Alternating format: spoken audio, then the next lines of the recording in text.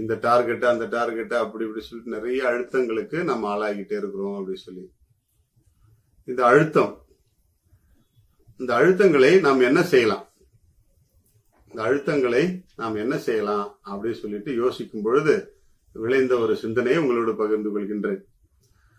நமக்கு கொடுக்கப்படும் அழுத்தங்கள், பிரஷர்ஸ் எல்லாத்தையும் நாம் இதயத்தில் தேக்காமல், நம்முடைய இதயத்தில் தேக்காமல் நமது அறிவில் சேமித்து அவற்றின் அடித்தளத்தில் புதைத்து பாருங்கள். அவற்றை அடித்தளத்தில் புதைத்து பாருங்கள்.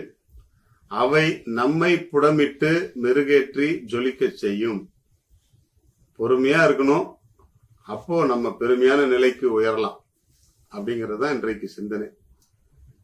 அதை எப்படி ஒப்பிட்டு பார்க்கலாம் அப்படின்னு சொன்னா, நிலக்கரி இருக்கிறது இல்லையா, நிலக்கரியை மேலோட்டமாக எடுத்து பல பயன்பாட்டுகளுக்கும் உட்படுத்துறாங்க. அதே நிலக்கரி இன்னும் அழுத்தம் தாங்கி தாங்கி என்னவா மாறும், கடைசியில வைரமாக மாறும். வைரமாக மாறி ஜொலிக்கும்.